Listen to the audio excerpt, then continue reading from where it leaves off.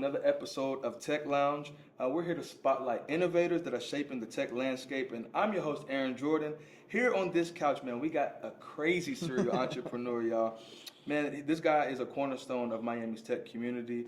Chris is the founder and CEO of the Shrimp Society, a vibrant community and startup accelerator dedicated to early stage founders in Miami. And under his leadership, the Shrimp Society has expanded from intimate gatherings to a robust network of over 2,000 members. Shout out to that, fostering collaboration and innovation among aspiring entrepreneurs.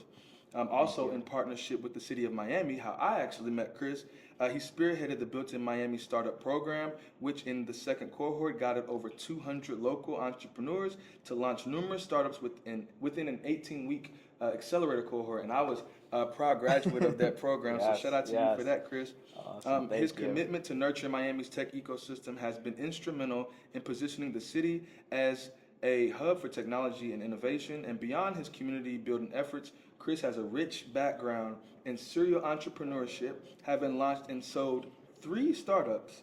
He also serves on the board of directors for the Seaworthy Collective, a nonprofit supporting diverse founders in the blue tech sector. So, without further ado, it is an honor for me to introduce my man, Chris Daniels. Wow, What's what up, an man? intro, man. Welcome Thank to the you. Tech Lounge. Thank you. Happy to be here. What an intro. I But appreciate first, it. Shoe cam.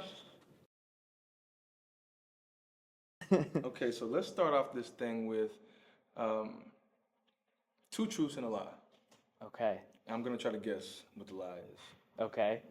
2 truths and a lie. Let's see here. 2 truths and a lie. If you know Chris, you guys chime in the comments to see if you guys can pick his Okay, part. 2 truths and a lie. Let's see. I am a huge gardener. That's one. I am originally from Miami. And 3, I sold a company and didn't make a penny. That's number 3. I think you like gardening. That's true. That's Okay. true. That's true. I feel like you're not from here. That Because is when I true. see you, when I used to come back and forth to the program, you would tell me about these incredible lake trips. So Yeah, wait, no, that's a lie. I messed up. Yeah, that's Oh, the lie. wait. Yeah, Which one's the lie? Yes, I forgot how that goes. I'm not from Miami. I'm from Chicago originally, a suburb of Chicago. So that's the lie, right? Yep, that's Yeah. a lie. You got it. Okay, so what was the other one that you said? I sold a company and didn't And didn't walk make away with a penny. Is that true? That's true. All right. That's Well, true. We can get into before that we if you get to want. that, I want to just open up with that story if you don't mind. Let's get to these cocktails now. All right. Chris told me that one of his favorite beverages is a margarita. It is. Unfortunately, I stopped in the hood on the way over here, and all they had was some Bacardi Mojito mix. Okay. But I got some Don Julio. Okay. So, Okay. I don't know what it's gonna taste like, but All right, but let's cheers, do cheers it. to that. Cheers. I apologize that I didn't have a better No, it's elixir. amazing. Cheers. Oh, it's good. I like it. Is it really good? I do. I like it. Okay. It's very refreshing. Been a long day. It's very nice. Thank you, This sir. is refreshing after a Yeah, long day. cheers. Cheers. Thank you very much. Let's give this a name. We'll call this the Tech Lounge Mixer. Mm-hmm. Very All right, original. so let's get into that, Chris. Shout out to our partners here at Manatech also. If you guys don't know what Manatech is a hub of resources. They've got programs, they've got funding to help entrepreneurs, to help startups. And if you haven't plugged in, plug in. So without further ado, man, tell me about that first company. Yeah. So. Or I don't even know if it was the first company. Yeah. So I've built and sold 3 companies, and the first one was actually a landscaping company. So this is kind of how I cut my entrepreneurial teeth. I turned 16, and before that, I had kind of always been like the lemonade stand kid, and ran the entrepreneurship club at my high school, and even created that, and was just like super into it on kind of both sides. My grandpa on one side had built a bunch of newspapers. On the other side, my grandpa was involved in food procurement and things like that. Like, how do we get, I don't know, a million tons of cranberries to the U.S. And so he had his own business doing that. So grew up around that, and then my dad started his own surgery practice, and so he was an entrepreneur as well. So I was always kind of around that. So that I just associated work with building your own thing. Okay. And so in high school, I started a company called Mulch Maniacs, and I got an old beat up truck when I turned 16, and I recruited my friends from football for I think it was $20 a day, and I would buy them McDonald's to come do like 8 hours of landscaping That's with fire. me. That's fire. And since it was just a bunch of high school kids, we were able to kind of undercut all the pricing in our county, and so we grew that business to pretty great numbers for a year of work. And then when I was going to college, I got into UM, and I was like, well, I don't want to do this remote, Yeah. and all that. So I ended up selling it to a competitor that had called me a lot of times, very mad that we were undercutting everything. And yeah, I was kind of new to business. I didn't know that that was maybe not the best way to go about things. And so he ended up buying the business, and that money helped pay for college. And it was kind of my first forte of going from idea to selling this asset. Okay. And How old were after you again? that was from like 16 to Wow. 16 to 18, Wow. 17 and a half.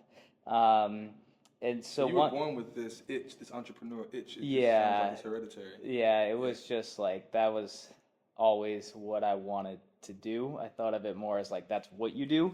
Um, and so then when I came to University of Miami, that was 2014, I got involved in the Launchpad on campus, which is our on-campus entrepreneurship center and kind of incubator. And I was actually a venture consultant, so we consulted students, faculty, and staff on their businesses. It wasn't just specifically startups, but their other businesses. Um, and then while I was getting, I guess, senior year of college, and then while I was getting my MBA there, I did it right after college. It's like a fifth year. I started a company called CoinPlan, which Coin was, yeah, CoinPlan. It was a crypto wealth management company, and we were basically building the wealth front or betterment of crypto. Okay. So that was around 2017, and around that time there was all these ICOs, right? There was like a coin for everything, and you'd hear stories of people getting super rich off this coin and losing all their What's money an on this one. ICO? Initial coin offering. So Initial coin offering. yep, Okay. initial coin offering. So it would be you'd create a new cryptocurrency and you would call it whatever, like every cryptocurrency that you think of kind of starts like that. And so then from there, we created these thematic bundles and would auto reallocate you. And so we were selling that to wealth managers and investors. And that's the company we sold and didn't get a penny actually. Dang. Yep. So we worked on that for 2 years. It was me and a co-founder. And then um, we ended up selling the company to a public company up in Fort Lauderdale called Riot Blockchain. Okay. And It sounds like you're pretty good at pivoting and selling an asset off. yeah, I've always Yeah. thought about like who think of the end in mind, like who's gonna buy this, Right. or how do you get the value out of this, not only as a founder but for the organization, because I just saw kind of what was possible, where $1 of revenue doesn't necessarily mean $1 of value. It means $5 or $10 of value. Okay. And I Okay. kind of saw that through Mulch Maniacs. And then with CoinPlan, we ended up selling the company to Riot Blockchain. They were a public company at the time, and it was an all stock deal. And we were 22 or 23, and so we thought we were rich, right? We signed the term sheet, did the contracts, called mom, we did it. We're Mark Zuckerberg, we're rich. This is incredible. Got our key cards to start working at Riot Blockchain, and then a week after that, the CEO of the company of Riot Blockchain got indicted on penny stock fraud, or I don't know if it was indicted or whatever, with all these kind of Miami cronies, like big Miami Dang. people, like people whose names are on buildings. And So, all right, we're talking about building companies, talking about your upbringing and how your father essentially was an entrepreneur. You're an entrepreneur naturally. So let's talk about starting with nothing but an idea.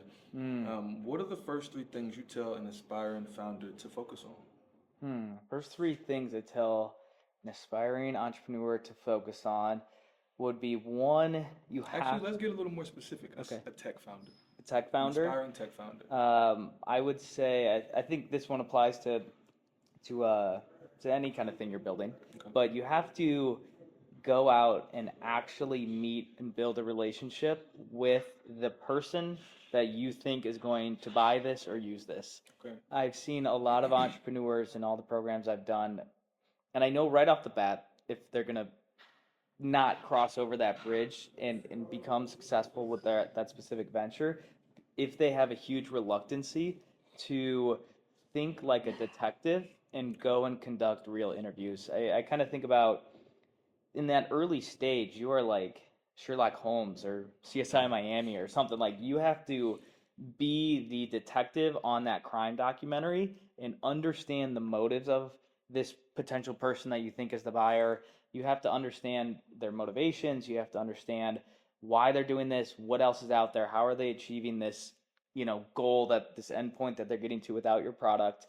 And if you're not willing to actually not just go through the motion of questioning them, but you have to like deeply understand it. And I Yeah. think a lot of, especially new founders, are like, I have an idea, it's going to be great.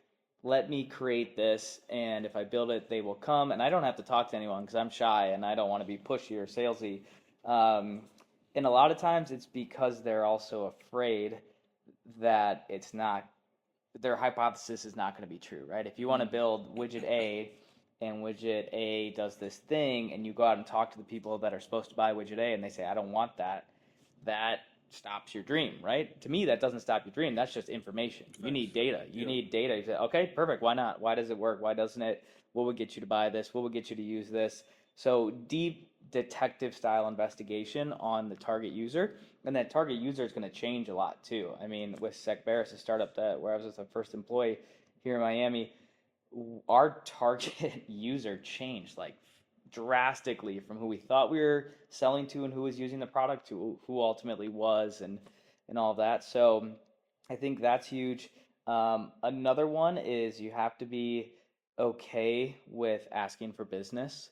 I just had a call with the entrepreneur who went through one of our Built in Miami programs, and they didn't want to do sales. They didn't want to be selly. They didn't want to be a used car salesman. They didn't want to do that. Yeah. And they also didn't want to invest in marketing or advertising. So I was like, Well, we kind of got to choose one here. If if you're not comfortable calling people or getting face to face and asking for business, then maybe let's go with the marketing approach. Okay, you don't want to do that for whatever reason, then you as the founder of the company, you're gonna have to sell the entire time. You are the head of sales for the entirety of the company, and that also means recruiting. Recruiting is sales. Fundraising is sales. Facts. If you are not comfortable asking for business, you are not going to create something new in the world. Asking someone to take a chance on you, asking someone to believe in this thing. So it's maybe like a muscle that you get used to. I see the founders that have sales experience, like in a role, they were SDR, they were an account executive. They don't have any weird feelings around sales or asking for business, and that's always a good sign to me that they seem to do well. But I think you can also just reframe how you think about selling. Some people, like this person I was just talking about, they think of selling as like, ooh, I'm like pulling over a fast one on you. I'm getting what I want out of this. Like a finesse. Yeah, like, oh, it's just a little bit of clever wording and you're gonna give me your money, and that's just such the wrong approach to it. I think of sales as an act of service. Like, you have a problem, I have a way to get you from this problem to a better state, and I am your guide and in service to help you get there, and I'm convincing you to do this because I genuinely want you to get to this end state because that's what you've communicated to me. So I think if founders can reframe it from selling to like servicing people and helping people, I think that can help them get unblocked. And number three, last one specifically for tech founders, there is no reason you should not have a prototype, a paper game, or an MVP built in a weekend. Like, you should be able to create a conceptual or a working version of your product in a weekend and then start getting that in front of people. And I just think people are afraid to put things out there because it is a muscle and it's uncomfortable and you're getting feedback that's maybe negative. But there's so many AI tools now. There's so many no-code softwares. There's so many ways to get an idea out of your head and onto paper. And the investor community, at least that I've seen, is not interested, and maybe it's just our market, but not interested in investing in ideas right now. They want to see something. They want to see some traction. Yeah. You said something really rich just in terms of breaking out of your shell and being willing to talk to your customer, being Mm-hmm. willing to talk to potential investors, and really like getting over yourself, Mm-hmm. frankly, and getting out of your way. Yeah. And I think a lot of founders, I've experienced it. Like I have friends, I have homies that are incredible, experts on whatever their Mm-hmm. thing Yeah. is, or they're builders, Mm-hmm. they're developers, and but they're shy. And I'm Mm-hmm. actually proud of one of my homies comes top of mind. I'm actually really proud of his progress because um, he's a developer, so he's Okay. inside. He's Yeah. banging the laptop Yeah. all day. So his one of his goals has been to be outside more, Mm-hmm. and I've been like looking at his story, and I'm seeing him at more networking events, Awesome. and I'm Good. like, hey, Good. yo, this is what you're supposed to be doing, bro. Yeah. So Mm-hmm. I really love that information, and I love that advice to founders. My next question, actually, perfect segue. So, in your opinion, like, why do most startups fail, and what common mistakes are you seeing first time founders making? Hmm. Um, I think what I some of see. that was a little bit of this, but I'd Yeah, love I to get think something else. for kind of my area of the startup cycle that I see and that I work with the most, which is from idea to basically seed funding. In that time frame, I would say there's a lot of things that come to mind. I don't know if I could boil it down to one, but one that definitely comes to mind is not being able to recruit a co-founder, um, and or retain a co-founder relationship and work Mm, with someone. That's a red flag to a lot of investors and supporters because it's like if you can't recruit someone to even start this with you, how are you supposed to recruit more people down the line? And it is a tough job, but co-founder either not getting a co-founder or having co-founder issues or having mismanaged co-founder relationships like that can really just distract a startup mm, completely, whether it's yeah, the wrong person that you created a co-founder relationship with, or you don't have paperwork in place and this person just went and got a new job because the money's not coming in for the business. yeah, Like there's just a lot in that I think founders have to be extremely tactical and realistic on and yep, say, hey, I'm going full time on this. Are you going to be my co-founder? Okay, yes, great. Are you going full time? No, you need to make $6,000 a month to pay for your mortgage and your family or whatever. Okay, so at what point do you become full time? Okay, maybe you can start doing some consulting. Maybe you can free up time and just being more realistic around that conversation. I think a lot of times people are like, hey, you're great, I'm great, let's be co founders. And then it normally ends up being one person's doing all the work, one person is still working a full time job or has other engagements going on. And and there's clash there. There's resentment that's built. So kind of co-founder and relationships of the founding team is huge and making sure that's smooth. The other reason they fail um, is really around sales. What we were talking about is you have to go out there and sell your product in whatever channel that means to you. A lot of founders don't generate enough volume to even get a meaningful conversion on a sale. So let's say, if you're some type of consumer app, you're going to get 100 people to your website through advertising. Okay, well, let's say the average conversion rate on an ad is, 5%. Okay, so now we got 5 people from the ad to our website. Now the conversion rate is 20% for someone to sign up. Okay, now we have one person that signed up. From sign up to pay is another 20%. Okay, now we have nobody signed up. So they sit there and they are worried that there's not customers converting yeah, when really you need more volume. yeah, You can just look at the averages across your industry and conversion rates and whatever channel you're doing. If you're not at those averages, then like you need to just keep pouring more in there and yeah, work towards those averages. Once you're at those averages, that's great and that's where you're at and that's a good place to be, but just having more volume coming into the funnel I think is huge, and then you pivot your strategy because you're not getting enough volume from this strategy because you haven't put enough effort or money behind it, and then you pivot and then you're kind of doing three different strategies at once. So kind of sticking to a plan, putting more effort behind it, more capital behind it, and really validating if that's going to be the right channel or not instead of skipping around every week to yeah, something new yeah. and shiny. That's real.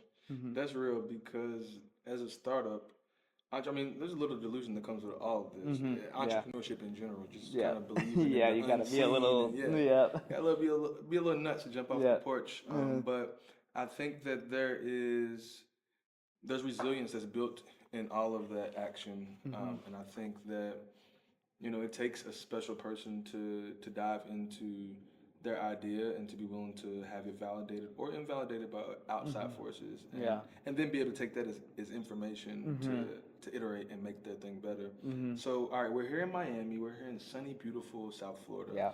What do you think makes this ecosystem special in particular, to build a tech Yeah, I company? think what makes Miami a special place to build is you have a lot of different industries and cultures here. Um, and the city is small. The city is pretty It is small. surprisingly. I mean, you have this Yeah. big Miami, right? The Hmm. name, the reputation, but then when you get here and start working, at least Hmm. you find the communities are like small. Yeah, Everybody exactly. knows Yeah. everybody, and Yeah, when I moved here, someone said, "You're gonna find that Miami's a big city but a small town," and I yep, think that's what makes it unique. Is it does feel like a small town. I really like how there's different neighborhoods too, yep. and they all have their own character. But I think it allows you to build relationships and access people and opportunities a lot easier than more entrenched kind of cities where Yep. there isn't a very entrenched hierarchy and a path to do this so that you can do that and then this layer there's no way of breaking in there and all these things. I think Miami is much more free flowing Mm. and what I love about Miami is that it's such a hustler city. It is such It a is. hustler. It From the is. guy where I live, there's a guy who sells avocados and fruits and things like that just out of his yard, and that hustler energy is just I think what makes Miami special. Everyone is hustling here, for better or for worse. There's all the bad Yeah, hustles yeah, too, yeah, and yeah. Miami's notorious for that. But the But spirit of the hustle. the spirit of the hustle and of the kind of the leadership or self creation Mm. that people have here. People want to make it kind of for themselves here. I feel like they're not as interested in working in a big company. They want to create something and they want to do it themselves. And I think that makes Miami pretty special. I love that, and I agree. I think that you come down here. I'm from Kentucky. I'm from a small Hmm. town, right? Yeah. And but generally, when you come to Kentucky, you understand what you're getting. Hmm. And I think that moving to Miami, I mean, we've seen Miami in movies and TV Yeah. shows and on social media, right? And Hmm. Miami is lit. Like I'm not gonna lie, I'm not gonna act like it's not what it is. I think also what is equally as true is that like once you start getting into these industries, um, familiarity doesn't take long. You start to Hmm. see the same people, Yeah. same Yeah, faces, and you're for able to sure. build those relationships. For sure. And so, yeah, I would encourage anybody who's building, if you're young and lit, and even if you're unyoung, you want to be lit. Like I'm young. this is this is a space where you should be open to moving into. And I think that the sort of stress, the day to day that comes with being a tech founder, being an entrepreneur, Hmm. period. I think that Miami carries with the sun and the beach Hmm. and the food and the vibes that you're able to Yeah. get outside of work time to kind Hmm. of make up and compensate for like the headaches that you have Yeah, day to day. yeah, 100%. I grew up in Chicago, and at Chicago for 7 months out of the year, maybe 8 or 9 months out of the year, once it hits like 4 or 5 p.m., like that's it. That was your day. 5 p.m., having dinner at 5 p.m., Yep, and going to bed, and it's dark and it's cold. yep. And when I came to Miami, I just felt like there was literally more hours in the day because you could go to dinner at 8 or 9, and all the restaurants are open, everybody's out, and then you can work a little bit more if you want to, and then you could sleep and get 8 hours and wake up and work out and go have a great day. Yeah. And I just felt like Everybody's that. always shaming you, non-verbal Yeah. shaming. They just have these amazing beach bodies, and you're just like, here comes my big back, so up the sidewalk, like looking like five guys. Yeah. Yeah, I There's that, think but I love Miami for that though. It's a yeah. consistent reminder of like, I mean, maybe we can't have it all, but like Hmm. a body and a sane brain is like the two Yeah. things you should be able to master in this Yeah. town. Yeah, definitely. And it's all I always say it's really hard to be mad in Miami because a lot of times maybe you have a rough day and you're driving back home or something, or you're walking back home, and it's like a beautiful pink, blue sunset, and palm trees are swaying. You're like life's not that bad. It wasn't that bad of a day, Facts, yeah. It's crazy because like when I am having like a down day, I'm like, what ecosystem should I move to next? And I get to researching like, all right, what's up next for fintech, or what's up next for founders in general? And then like I cross the bridge to go back to the crib, and I'm looking at like all the water that I crossed to get. I'm like, I'm going nowhere. It's beautiful, like the palm trees and all the birds, and like just stepping outside today, I saw like 2 exotic fish just swimming in the bay. And Very cool.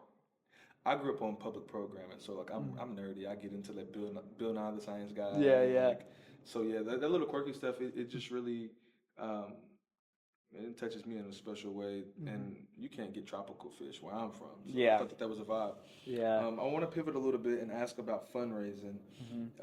What advice do you have for founders navigating the world of fundraising? Okay, if you're a founder navigating the world of fundraising, I have a lot of thoughts on this. I know it was loaded. I have a lot of thoughts, and let me see if I can do it in a good manner. Number one is you are selling something. When you are fundraising, you are selling.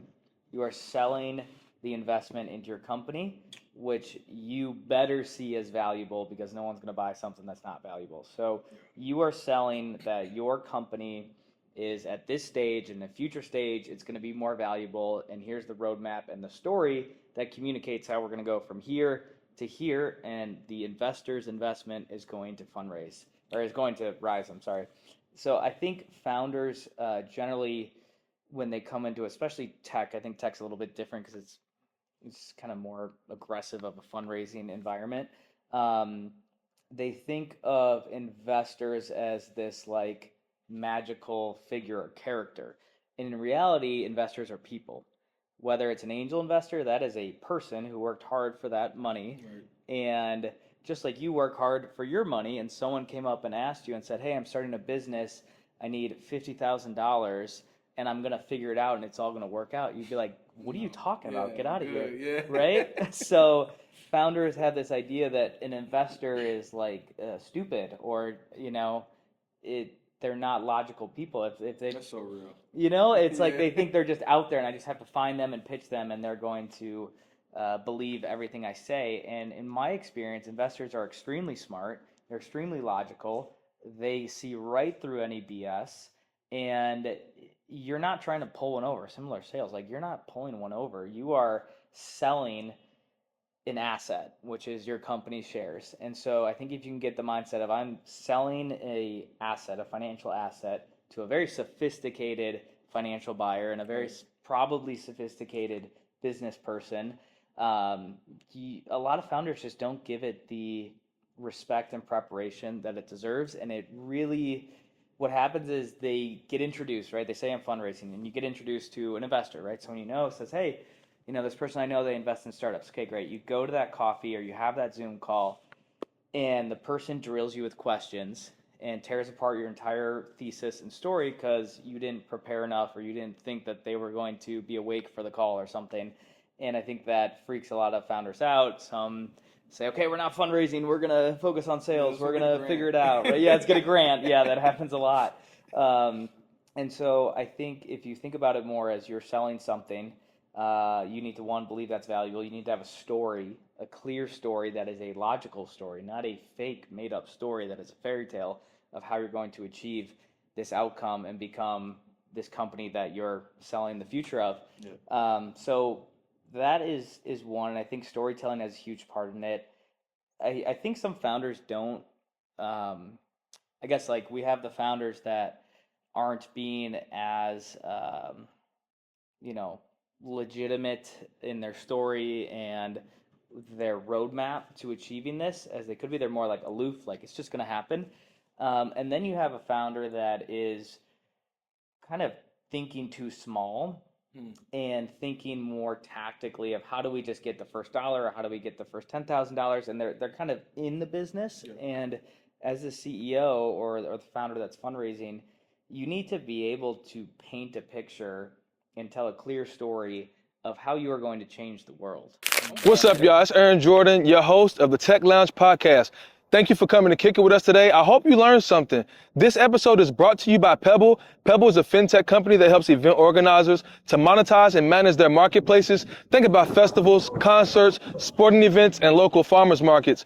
In partnership with Manatech. Manatech is a part of billionaire Moishi Mana's project to turn downtown Miami into the startup hub of the Americas. They do that by providing programs, events, workspaces, and funding to support this. Previously, Mana revitalized Wynwood in Miami, and he's already acquired over 80 properties in downtown. To learn more, visit www.manatech.com. And I don't mean that like make the world a perfect place, but in your specific industry that you are trying to create, like how are you actually going to create something big? So this other group of founder, they're not telling a big enough story or a big enough vision.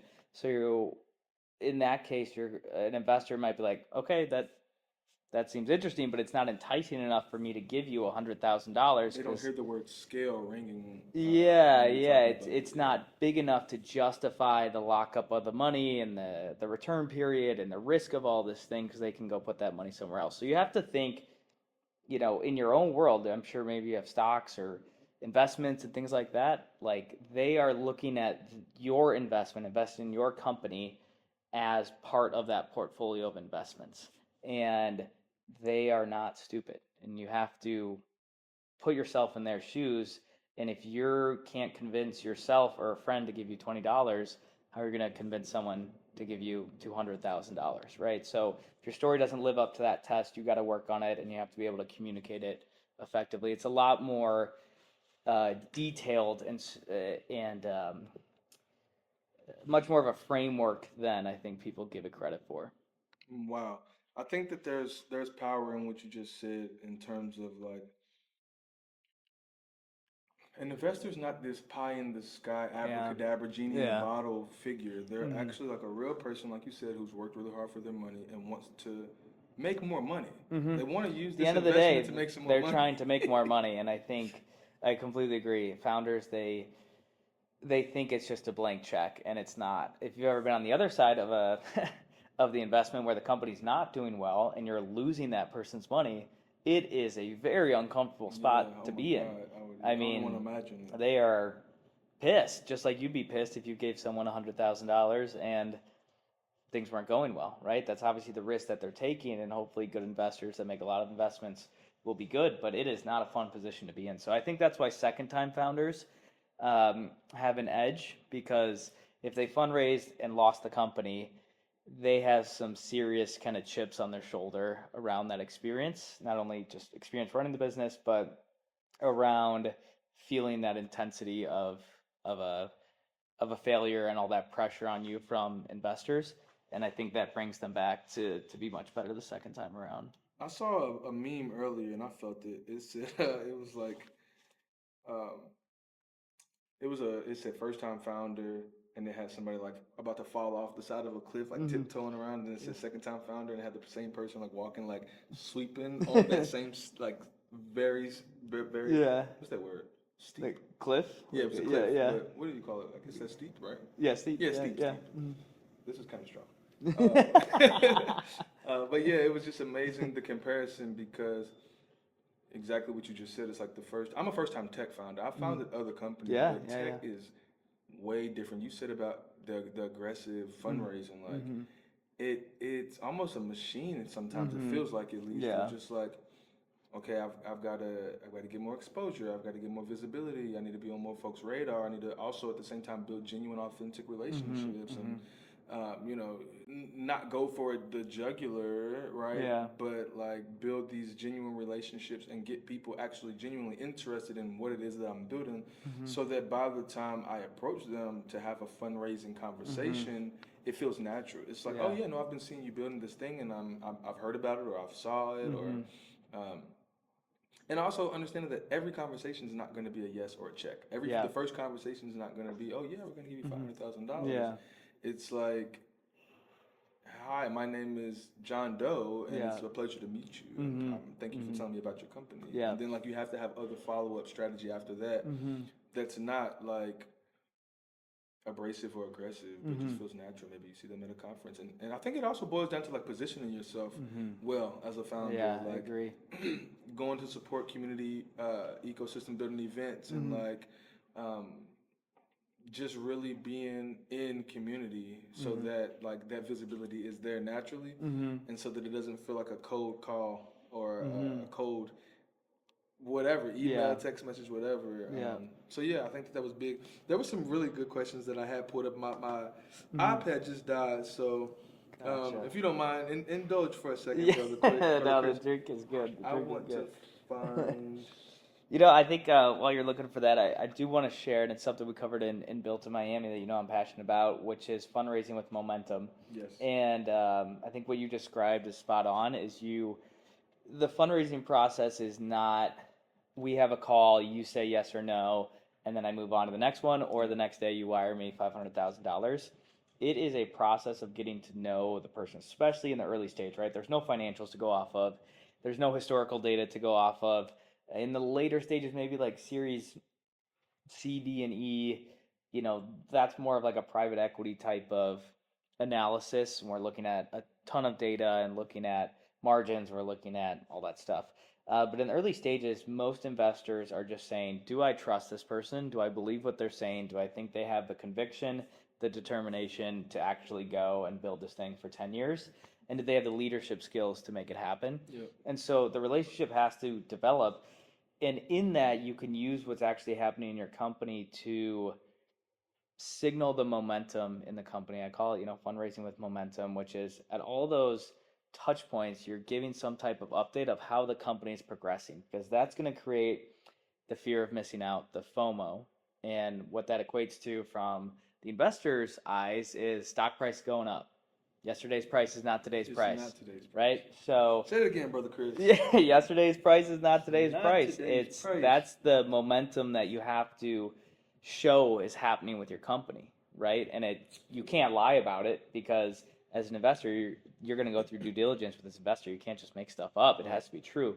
But gearing up for a fundraise and centering your growth strategy around that, so you can provide a ton of factual momentum as you're going through the fundraise, really, really helps founders raise, Yep. in my experience. I love that. I love that. Brother Chris, let's do some rapid fire. All right, hit me. This or that? Okay. Bootstrapped or VC funded? VC funded. Miami beaches or Wynwood art scene? Ooh. Ooh, that one is kind of tough. Which Miami beaches are we talking? Is Crandon considered, or is that a Key Biscayne beach? You Put mean me on. Where was that? Crandon? Crandon Yeah. Beach? Oh man, it's off Key Biscayne. I would I know say, Key Biscayne is. yeah, on that east side of it, they have a giant beach. It's gorgeous. Palm Wait, I trees. think I know which one you're talking about. Yeah. I don't think I have pleasant things to say. No, you didn't like about it? Yeah. Everybody kept saying there was caca in the water. Oh, really? Yeah. Oh boy. Anyways, Man, maybe we'll maybe cut now that. we're Physical networking events or virtual meetups? Physical networking right? events. All the way. Yeah. Product market fit or profitability first? Ooh, that's a good one. I like product market fit. I think the feeling in the startup where things are, or any company, when things are like the proverbial selling off the shelf, like I always talk about a pizza shop, like if you cannot make enough pizza, then you're ready to fundraise, right? You have so much demand coming in that you can't make enough pizza to feed the mouths, and there's a Yeah. line out the door, Yeah. then fundraise, Okay. because you are in control to recruit, to fundraise, to get new customers, put people on wait lists, I think the more demand, I've always in every company I've done, and just how I think about it is, can you generate demand first and then provide the supply? Because the demand is going to tell you exactly what they want, right? In the line, you can go down that line at the pizza shop and say, what do you guys want? Yeah, Cheese, yeah, cheese, yeah. pepperoni. Okay, we need 5 cheeses, 3 pepperonis. Mm. So you don't have to make 3 cheeses and have them sit there and go bad. So the more demand you can Are generate. y'all picking these gems up? Yo, Chris is dropping them. Like, go ahead. Thank you. Yeah, so I just think when you're building, even before you launch the product, if you can generate demand, like people are begging to see this thing because it's going to be so great and such a painkiller for what they have going on, I think that's the side of that equation you want to be on. It's a stark contrast from where we started this conversation with founders who don't even want to talk to the customers, who Mhm. don't want to do the salesy thing, Yep. to you've got this demand and you've got a line around the block because what you're building is so dope, but also like the the opportunity to be customer centric because you have this line around the Mhm. door and being able Yep. to take advantage of that versus building in a Exactly. silo where nobody knows what you're even building. Yep. Yep. Okay, my 100%. last rapid fire question: Hit me. early morning grind or late night hustle? Oh God, I like both for different reasons. Yeah. I like the early morning grind. That's when I do my kind of deep work. Early, I just feel like the day hasn't quite picked up yet. But the late night grind, I guess if I had to choose, I am a late night grind person. I Yeah. like to stay up late. It's quiet and just have that peace and quiet to do Football some watching deep you, work. highlights watching you in the background. Yeah, yeah. Got that going on. Got some type of. I like documentaries on in the background, and Okay. I never because I'm working. I don't really get the whole story, Yeah. but I don't know for some reason I like it. But yeah, I would say late night. Okay, all right. So, Brother Chris Daniels, if you weren't building and you weren't in tech, like what else would you be doing? What would Chris be doing? Oh, that's a good one. I'd be a rancher for sure. A rancher. Yeah, I Okay. really I love land. We got to talk about Kentucky 'cause I got some stuff going on there. You got some stuff going on I in got some Kentucky? stuff going All right, on in let's talk about Kentucky. Kentucky for sure. But I've always loved land. You know, at the end of the day, I'm from the Midwest on the edge of the suburbs, where if you turned left, it was cornfields and farmland as far as you can see, and if you turned right, you know, you were headed to Chicago, and everything was getting more urban Yep. as you went. But I love nature, land, habitat development, gardening, hunting, all those things. So I think I'd be a rancher and have a big ranch. Be a rancher. Maybe that's in the near or distant Yeah, future. maybe I that's see the car maybe that's my somewhere. retirement plan. We'll see. Okay. So, how do I want to go about this? Let's see. There is actually no. You said something about wait. I'm gonna pause Yeah, that me. one. That was I want to go back to the waitlisting thing and the Yeah. demand thing real quick. What tips do you have for people building? I'm currently building a wait list, guys. Pebble is currently building our wait Let's list. go. We're looking for event organizers, festivals, concerts, sporting events, local farmers markets to join our wait list, to try out our demo, pilot our product, and give us feedback so that we can iterate. What advice do you have to founders that are where I am right now? Like we're building our wait list and we're reaching out to our customers to get them interested and engaged. Make sure you're talking to them. Like, pick a subset of them and email them and get on the phone with them and ask them everything. Ask them what it would take for them to pay to skip the line. Ask them what it would Great take for question. them to sign up right now, right? Like, ask them in a perfect world, what would this have? And then take that back to your product or go to market strategy. So don't let those people just sit on an email list. I see that often. I'm guilty of that too. Build up an email list to a couple thousand people, and then you lose a personal connection. And going back where we started this conversation, like as the founder of the company, your sole responsibility is to have that deep connection with the problem you are solving, and that only comes through understanding the people that this product is built for. So, But Chris, I'm on sales calls and I'm fundraising and I'm building my deck and what else do we say, founders? I'm going to networking events yeah, and I don't have time. yeah, I think you got to do it all. That's the hard part. It's it's tough. It is super tough, especially before you get the first funding. Once you have a legitimate co-founder, I think things get a lot better, because then you could separate responsibilities. Um, you know, I think pre first funding, like before that first 150 or 250 or 500, to me that is the 0 to 1 struggle, and it is just a struggle. Like, depending on your situation, you might be working full time and still running the company fully and have customers and have, you know, engineers that you're pulling money from your savings account to pay. Like, Yeah, that to me yeah. is the part that no one talks about. That's why I started the Shrimp Society, because I'm like, nobody talks about this part. They all jump on a podcast way down the road and say, Right, like, when oh everything's yeah, lit. we had an idea and we raised $20 million and then we sold the company. And it's like, there was a lot that happened You in said that. this phrase a lot in Built in Miami. You would always refer to it as like a scrappy. We're building in a scrappy way. Can you talk about like what that means to you? Yeah, I think building Scrappy is just using the resources you have. Like if you don't have money for advertising, then you have to be the advertisement. You have to go out and get creative and sell. You have to push yourself out of your comfort zone and work with the resources. Like if we have a founder in a program and they're like, well, I can't do sales because we don't have a business phone number.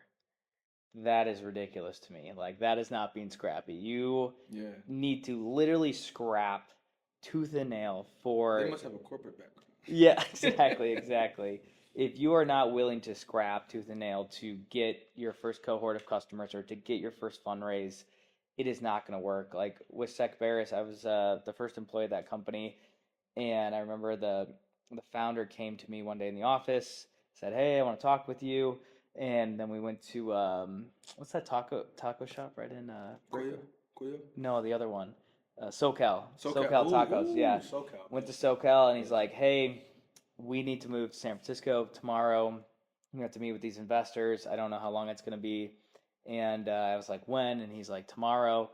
And we just went, booked a one-way ticket and went and got an Airbnb and we worked 16 hours a day for like 2 months to drum up activity. Yeah. And I think well, I guess what I'm trying to get at with that is like no one is going to give you permission. No one's going to give you permission to do cold calls. No one's going to give you permission to start a newsletter. No one's going to give you permission to, fly out to a different city and not leave until you come back with an investment or all these things. And as a founder, you have to be able to take that initiative and create luck, basically. Take that initiative and create luck. So luck is not going to come tapping you on the No, shoulder. it does not. All right, would you raising in Miami, LA, San Francisco, or New York? Okay, maybe it depends on what industry, or it could be agnostic. What stage of company? We're talking early. Pre-seed to seed, pre-seed, seed, because Yeah. we're talking to people who might just have an idea and they haven't even executed. Yeah, I think right now in Miami, and I've been here in the tech scene for the past 10 years, and it has been really hard to find, what do I call them? Maybe like an aggressive angel investor or a professional angel investor, I think is a better word Yep. to describe it. I think Miami has a lot of wealthy people that are capable of investing sure, in yeah. startups, but their background might not be technology where they made their money, so they're not uh, comfortable with the instruments or the time period or the risk level. So Miami is tough to angel invest in. Because it's like a lot of real estate and Right, maybe so even old money. yeah, so let's say, if you're a Respectfully. real estate developer or someone who made money in traditional financial services or something in Miami and you're ready to be an angel investor, you're thinking much more financial driven than, you want to see a spreadsheet. Right. You want to see hard data, Projections. right? You want to see an IRR. You want to see all these types of things. Yep. In an early stage startup, that's just not realistic. Now, San Francisco is going to be much more idealistic. Like you need to be able to paint a big vision there because people are painting big visions Yep. there. In New York, it's much more down to the numbers, a little bit more brass tacks. Like how do we actually do this?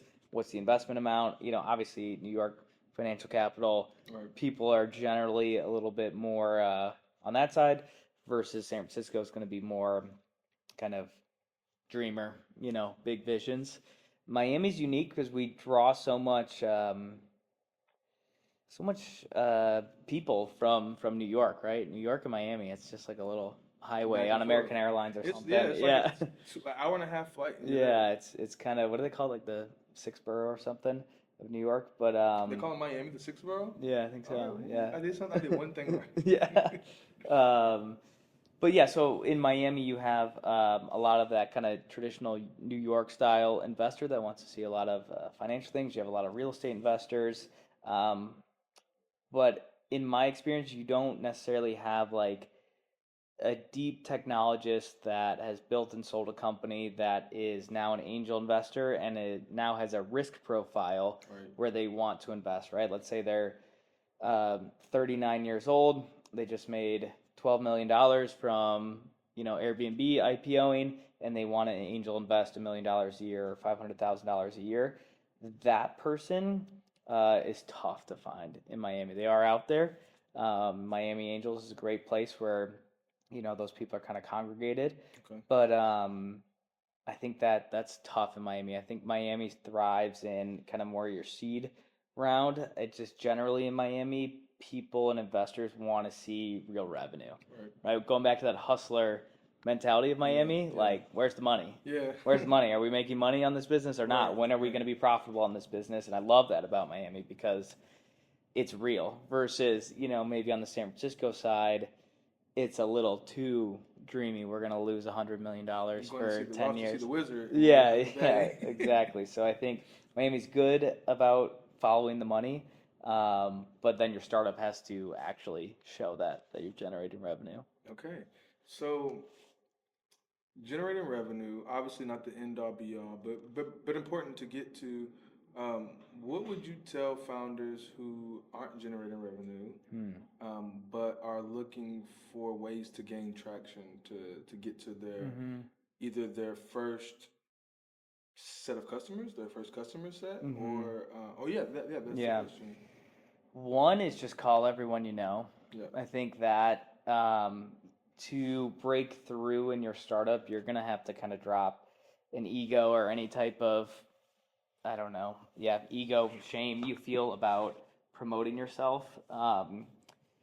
So I think actually trying to use the network you have. I think a lot of times people say I have a network, but they don't ask for the business, right? They don't ask for the referral, or if they do ask for the referral, they don't follow up. They don't want to be pushy because they've been in roles that you don't necessarily need to be pushy to get things to happen that you want. So that, and I think you have to be creative on finding the pockets. I call them watering holes. Finding the pockets where your target users live. I remember when you exist. talked about this in I talk about it like it's you're in this great desert and there's no animals. You're in the middle of the desert, and think about where all these animals are. They're all at the watering hole. Why are they there? Because they're getting water there. Like, they have to go there. That is where it is all happening. So I think if you can find either the digital or physical watering holes where your target customer, and the more niche the better, I think building relationships there and then moving up to asking for business is how you can get there. But it's just a hustle. Like, you have to hustle for the first customers, and you're gonna have to sell hard and make offers that make, like, you have to think about your offer too, right? Being able to just give someone 100% money back guarantee, or hey, if you sign the contract, you can opt out for up to 30 days, or these people are taking a risk by going with you if they're using your company. So how can you make the offer kind of no risk for them? Cushion. Exactly. Cushion. Yeah. Let me ask you this, Chris. I got maybe one or two more questions. Okay. What are like your go-to maybe 3 to 5 ecosystem builders or accelerators or programs here in Miami that you recommend for either first-time founders or just somebody who's new to the tech space? Yeah. I think if you're new to Miami, I think a good place to meet people is the Miami Tech Happy Hour. I think that's a great spot. Yeah. To Arlo, right? Yeah, exactly. Yeah. It's been great. It's been around forever. It's great. People go there. It's fun. It's social. That's just a great kind of normal heartbeat, I would say. Yep. Outside of that, I think you have to be in Miami for Emerge. I think that is just such Emerge is so lit. it's really just a connective force in Miami. That's the Emerge Americas Conference. Okay. I'm working on 2 new things that I think people should check out. Yeah. What are you working on, Chris? Yeah, so I'm launching a new accelerator fund. It's called Reefside Ventures. And say it. Reef? Reefside. Reefside, like the coral reef? Yep. Okay, yep. Reefside Ventures. Yeah. Y'all just did it hear it here first, or they heard it here first? Y'all first time on first. camera. Yeah. Yeah. So we're here at the Tech Lounge podcast, and make sure you guys go look at Chris's LinkedIn and see what he's talking about over the course of the next couple of months so that you guys Yep. are first on that list. Yeah, it's going to be exciting. So Reefside Ventures is going to be a $25 million accelerator fund. Okay. We're going to do 2 accelerators next year while we're fundraising Okay. the fund. I'm doing it with Eric Gavin, actually. Which Hey, yeah. yo, that is so dope. That is fire. That's Yeah, lit. That's lit. That's yeah, lit. so me and what Eric- industries are you guys looking at? We're going to be industry agnostic. There's going to be a couple industries we're not going to touch just because we don't feel like we're the right people for those Okay. industries. But I it's don't understand how like lit this is, guys. So Eric was the program director of the Built in Miami program through Venture Miami, backed by the city of Miami, of course. And so, if y'all not following them on LinkedIn yet, so make sure you guys follow them on LinkedIn. But they just recently have been kind of making posts and talking to the ecosystem about their transitions, and I didn't know what was next. I wanted to ask what was next. I ran into Eric the other day actually in Brickell. Yeah, nice. But I was in the middle of shooting some content, trying to look like I'm doing something active. So I didn't want to like bug him then. But Yeah. I'm actually really excited to hear like this is like the I wouldn't call it part 2, just like what's next. Yeah. The on the horizon thing. So okay. Yeah, So industry agnostic. You're not touching things that you don't think that you want to touch. Yeah, and the whole goal is to, for the kind of vision that I've been on for the past 10 years in Miami is how do we create the Y Combinator of Miami? I think there's a huge opportunity and there's a huge need for an institution that writes first checks systematically to get companies off the ground. I think that's been the gap in Miami for the 10 years that I've been here. There's a lot of people that want to start companies and there's a lot of resources and programs to start a company that's not financial resources. And then there's a lot of money in Miami, but that's a lot of big money, right? Like late stage money, private equity money, real estate money. That money isn't going to write first checks into idea stage and MVP stage startups. And so, for the past 10 years, I've experienced that with my own accelerator programs that I've done and incubator programs. And then Eric has seen this problem from a completely different lens, which has been, government, those large institutions, those large financial institutions, the large VCs.